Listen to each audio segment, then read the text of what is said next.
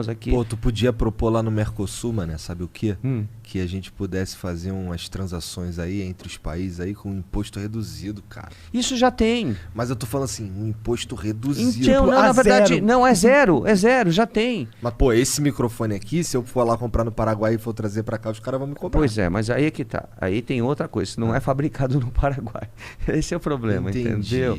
Isso foi importado. Se for fabricado no Paraguai, e tranquilo. Então, se for fabricado no Paraguai, não tem problema. Eles exportam soja pra cá e outros commodities, entendeu? O problema é que o microfone foi fabricado fora, entrou no Paraguai, por sinal, eles não têm porto, né? Então, o caminho é o Brasil. Tudo isso daqui vem por container, tudo que a gente compra no Paraguai passou dentro do Brasil.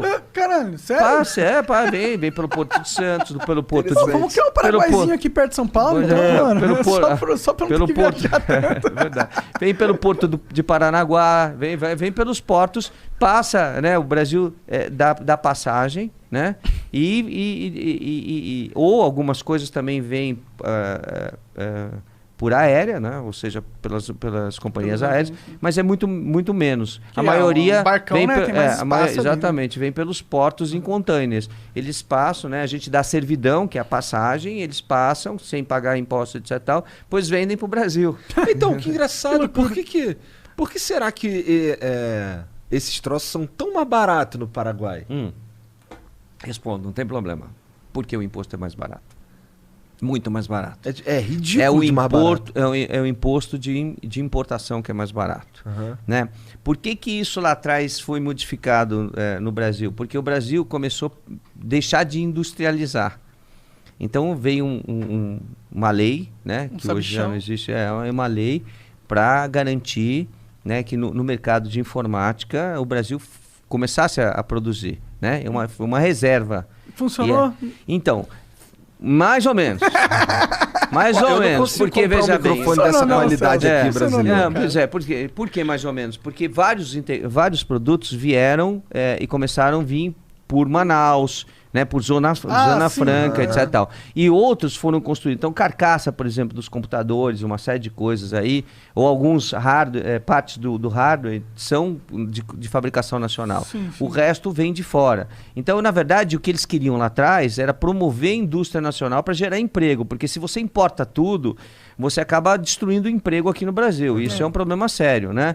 É o problema que o Paraguai tem. O Paraguai hoje vive do emprego no serviço, ou seja, compra e vende. Aí o pessoal você entra, atravessa a fronteira, tem milhares de lojas lá vendendo a mesma coisa. Quer dizer, é o que eles acham para fazer. Né? A gente precisa promover a industrialização do país. Mas eu acho que nesse caso, esse imposto muito forte de importação, ele acaba sendo um remédio que ele causa mais dano do que realmente traz uma solução, sabe? Porque então, ele é um imposto muito alto, né? A gente tem que talvez rever isso, é uma questão de iniciativa do governo, não pode ser feito pelo parlamento, porque quando você diminui receita, isso os parlamentares, ou seja, os deputados e senadores não podem fazer, né? Quando você abre mão de receita, isso é constitucionalmente, exatamente, só o executivo que pode abrir. Entendi. Então, aí você tem limites para esse tipo de coisa. Né? O que a gente precisa é estabelecer o que a gente quer fazer no Brasil, né? Qual que é o nosso... qual que é a nossa produção? Nós vamos ficar só na produção agrícola, né? Esse o nosso mercado? É o que a gente vai trabalhar, ou a gente também quer ter indústria? Então, se a gente não tivesse segurado, hoje em dia a gente talvez não tivesse nem indústria de carro aqui no Brasil. Então, tem um lado bom, tem um lado que atrasou um pouco o desenvolvimento do país. O grande problema com esse imposto aí especificamente, e a gente já vai poder mudar de assunto, é que, tem tecnologias que elas não existem no Brasil, e aí eu sou obrigado a pagar cara, não é nem tecnologia. Outro dia eu comprei um boneco de um francês usado no eBay, e aí ele chegou no Brasil 2 vezes, porque a primeira vez ele foi parar em Goiás, nem sei porque eu morava em Curitiba. Aí voltou, paguei de novo pro cara mandar, aí o correio entregou certo lá em casa, só com com imposto, aquele boneco não existe no Brasil, era usado e eu ainda paguei uma grana de imposto, fiquei muito puto, cara, todo respeito. Eu acho que o imposto deveria ser um pouco menor. Né? Acho que deveria ser zero. Então, na minha veja opinião. bem, nós estamos fazendo... Eu sei que é radical, nós estamos mas fazendo, eu acho que no mundo moderno, se a gente mano, tiver o imposto zero, a gente também não tem como pagar a prestação de serviços públicos. Tem. A gente tem, sim.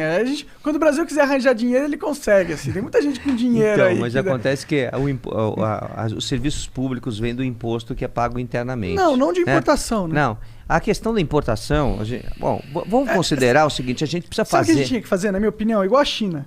Se a gente pega taxa zero de importação, pega a tecnologia, copia na cara dura, reproduz aqui nas nossas indústrias, pau no cu dos americanos, começa a vender, começa a competir, crescer que nem o caralho. Foda-se, mano. A gente tem que copiar tudo, igual a China fez, na minha opinião. A China encontra no Brasil comida, né? Eles têm tecnologia, de fato.